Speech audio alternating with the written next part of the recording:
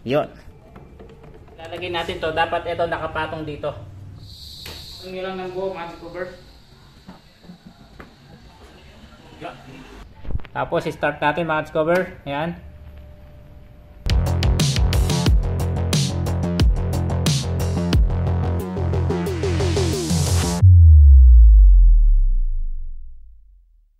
Ayan yung upuan niya. Ito yung sa battery. Ito naman yung sa mga footrest. At ito kapag magtatanggal kayo ng mga bolts, ayan. So pag sama-samahin nyo kung saan nyo magkakalapit. Katulad nito sa upuan. Tapos sa footrest. Ayan. Sa footrest to. So tatlo-tatlo. Para hindi kayo magkaligaw-ligaw. Tapos yung mga clip, match cover, ayan. So dito tayo sa kabila. Kasi ito match cover, hindi naman natin to tinanggal. Ayan. Dahil nakita na natin doon. Nung nakita ko na doon, hindi ko na to tinanggal dito, no? Ayan. Kaya ibabalik natin ngayon siya. Ipapasok natin tong clip na to. Ayan. Buti na lang yung mga ginamit dito ay ABS yung plastic niya, no? Yun. Yun. Pagka pumasok na yun, match cover, i-screw na natin dito.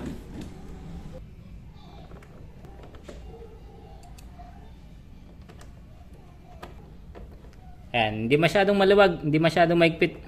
Sakto lang. Yun. Ngayon mga cover, ilagay muna natin yung dito kasi mag-iiba ng pwesto yan pagka hindi natin linagay yung tornilyo dito. Ayan, yung dalawa na yan. Kaya ilalagay natin yon kasi para mai-align. Ayan o. Nakita nyo, tumatapat sa butas kapag tinataas natin. Ayan. Kasi mahirapan kayo magbalik ng tornilyo kapag hindi siya naka-align. Ayan. Alright. Ayan, gamit tayo ng Gis. Ayan, sana makikita nyo, no? Kasi nakatakip sa ating video. Ayan, match cover. Nakita nyo na. Nai-align natin. Tapos, sigpitan na natin match cover. Gamitan natin ng extension para mas mahaba. Yan.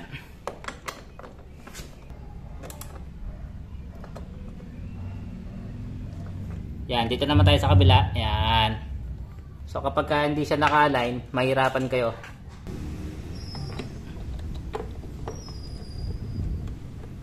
Dapat nakaganan siya. Alright. Ito yung tornilyo niya, number 10.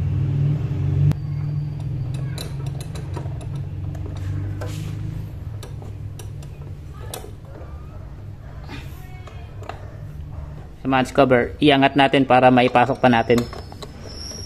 Ayan. Nailapat na natin maayos. Ayan. Alright.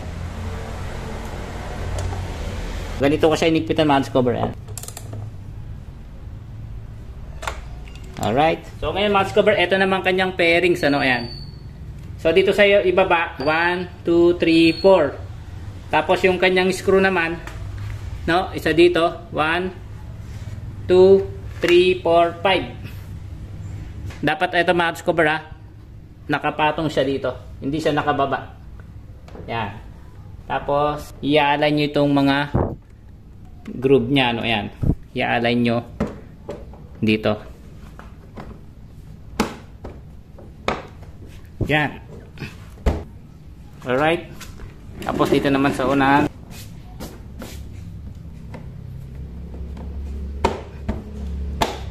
Yun. Napasok na natin. Ayan. Okay na siya dito. Okay na rin dyan. Ngayon naman, i-screw na natin yung linagay natin pairings. Isa-isa muna paglagay ng piyesa match cover. Wag na muna dito. Ayan. So ito yung sa kabilang side match cover. 3 tornilyo tapos mga screw. So dito muna tayo sa mga screw. Ayan, kaya napakaganda ng tools na to match cover. Pwede siyang extension. Tapos pwede rin siyang pang screwdriver. Ayan. Ayan yung mga tools natin, Ayan. Alright. Screw na natin. Dito muna sa likod, isa.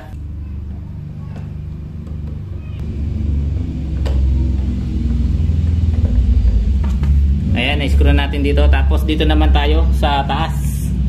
Ayan, tatandayin nyo lang match cover kung saan yung kaninang may mga ganito. So, ito Ito, tsaka ito sa taas.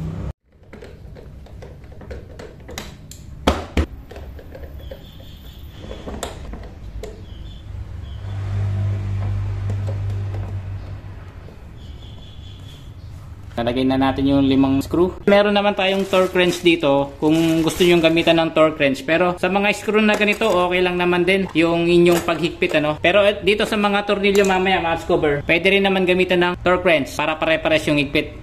Final na natin yung check. Higpit. Higpit. Higpit. Ayan, dito naman tayo sa ilalim. Lalagay natin yung mga clip kasi gagalaw-galaw yan kapag wala. So dito muna tayo sa harapan. Match cover, itulak nyo lang konti yung pairings, ayan, no? Para sumakto siya. Tapos ipapasok natin tong pinaka-lock. Ayan, tulak. Tapos pasok. Tapos lagay natin ngayon itong pinaka-lock nya. Ayan, pupush nyo lang. Yun. So ganun din dito, match cover, sa baba. Lagay lang yung lock. Ito, tapos ito yung pinaka-lock. Ayan. Ganon din sa baba. Butas na to, ayan. Tapat nyo lang. Yun. Para mas stable yung ano. Hindi siya alog-alog kapag umaandar. Alright. Kompleto na dyan, mga cover. Ayan. 1, 2, 3, 4, 5. Yun. So, dito naman, mga cover. Lagay na natin to. Pag ganito ang lagay, yung mga groove itatapat nyo dito, no? So make sure nyo nakatapat sila, mga cover, bago nyo itulak.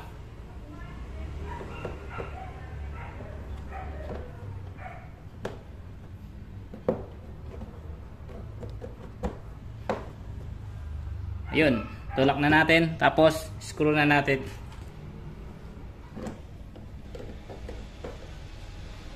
Kaya natin binuksan to para makita natin yung ahas kung saan siya pumasok.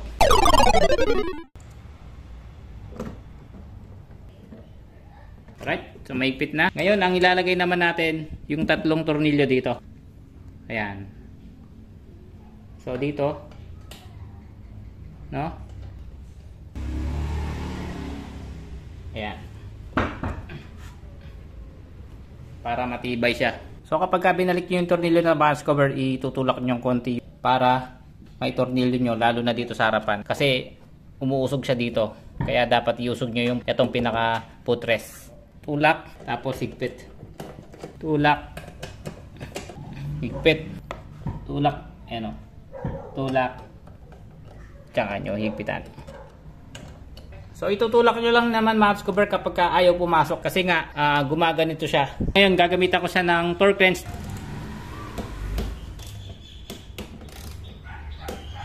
So eto, mga cover, yung pads ilalagay nyo lang naman ganito yan, tsaka dito. So kapag tatanggalin, eto muna yung tatanggalin nyo. Iaangat nyo ng ganyan. Then tatanggalin nyo na yung screw dito. Screw. At saka yung mga clip sa baba. So, ganun ang pagtanggal. Ngayon, lagyan na natin to. Yan, mask cover, nalagay na natin. Ito naman, madali lang tanggalin to kapag iaangat nyo. Ayan, ganyan lang. So, tapos na tayo dito sa kabila, mask cover. Ayan, kita nyo, hindi pa natin na tatanggaling sticker, no? So, yung mask cover, kung paano ginawa ko dito, ganun din naman sa kabila. At i-timelapse na lang natin doon.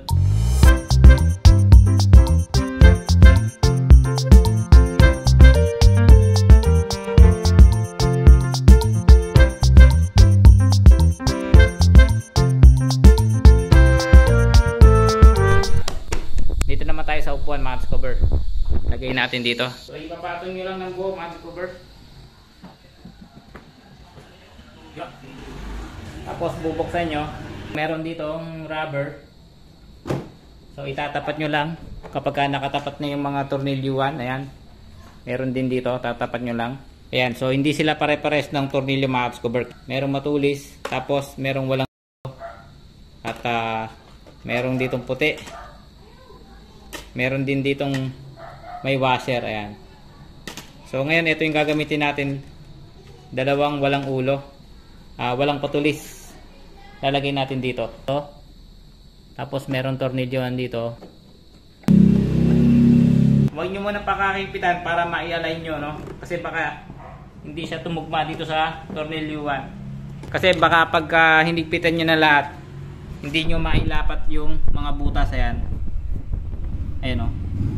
So medyo ipo-forward mo ng konti. Tapos dito rin mga cover. Ayan, o.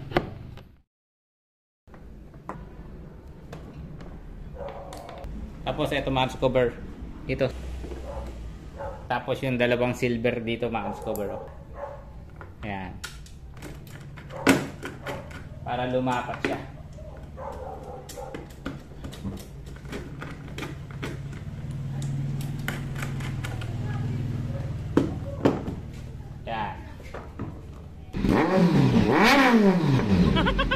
Lalagay muna natin tong tornilyo niya para ma-secure yung battery. Ito naman yung tornilyo niya, mahabang screw, no? Tulak niyo ng konti para mag-lock siya. Pinakatakip niya, pinakatakip ng battery. Meron siyang groove dito. Ayan.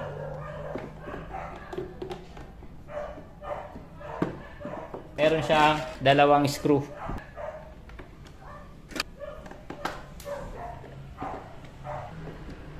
So sa Phillips screw max cover number 2 yung gamitin nyo, no? Yung Phillips number 2. Tsaka na natin ngayon max cover higpitan.